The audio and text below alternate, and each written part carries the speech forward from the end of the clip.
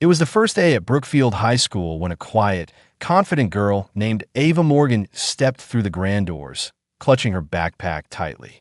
The hallways buzzed with laughter, gossip, and the usual chaos of students catching up after summer break. Ava, however, wasn't just any new student. Behind her calm brown eyes and polite smile was a state-level karate champion, a girl who had spent years mastering control, balance, and strength. But none of that was visible on her first day. To the students who saw her, she was just another transfer, shy and easy to target. That Ava's first class was English literature, and as she sat down, a loud group entered, the self-proclaimed hallway kings. At their head was Brittany, the school's queen bee, flanked by her friends Zoe and Harper, and the tall football player Dylan, who thrived on mocking anyone new. They whispered, smirked, and soon, Ava became their focus. Her simple clothes, her old sneakers, and her quiet nature made her the perfect target in their cruel little world. By lunchtime, whispers had spread. The new girl doesn't talk much. She's weird, probably homeschooled. Ava ignored the noise and headed toward the cafeteria. But as she turned the corner, Dylan intentionally bumped into her, sending her tray crashing to the floor. The hall burst into laughter. Brittany smirked, crossing her arms. "Watch where you're going, newbie," she said, her tone dripping with mock concern. Ava just looked up quietly, her eyes calm, her breathing steady. She didn't say a word. She just picked up her tray and walked away. That silence, that unshakable calm, annoyed the bullies even more. To them, silence meant weakness. But to Ava, it was control. The next few days were no better. Notes were thrown at her. Her locker was smeared with sticky glue, and once, her gym shoes were tossed into the toilet. Yet, Ava didn't retaliate. She moved through each day like the eye of a storm, quiet but strong. What her classmates didn't know was that Ava had learned patience the hard way. She had lost her father in a car accident 2 years ago. It was karate that had saved her. It gave her discipline, purpose, and peace. She had promised her father she would never use her skills in anger, only in defense or to protect others. One Friday afternoon, during gym class, fate decided to test that promise. The students were paired for a self-defense session, an ironic choice by the coach, who had no idea what Ava was capable of. The girls giggled as the coach demonstrated some basic moves. Brittany, Zoe, and Harper looked at each other and grinned wickedly.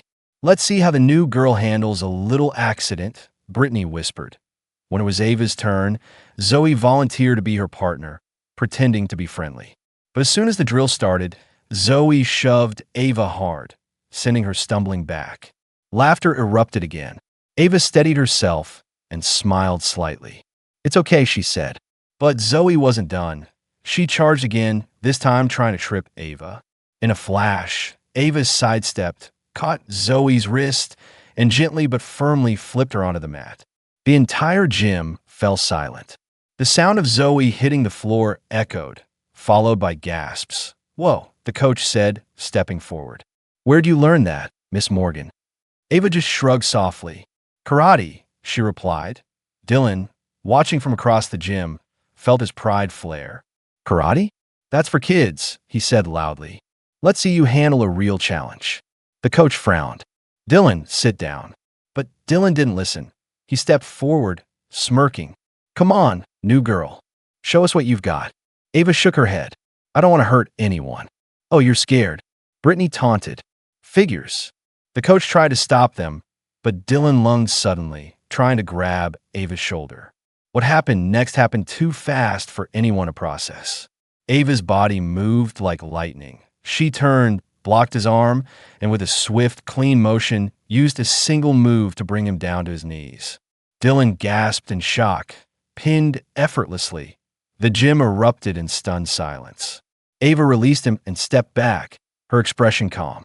"I told you," she said softly. "I don't want to fight." The coach blinked, amazed.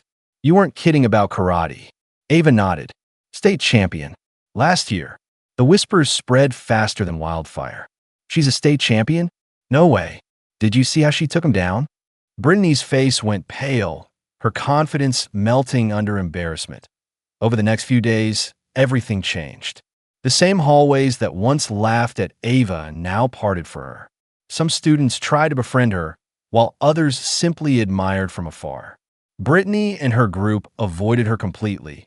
Though their pride wouldn't let them apologize. One afternoon, Ava found Brittany sitting alone in the locker room, crying quietly. Her friends had turned on her after the gym incident, blaming her for their lost popularity.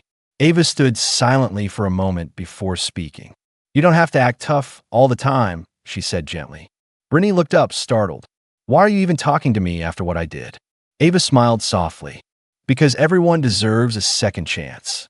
Brittany blinked, her eyes softening. "You're not like anyone I've met."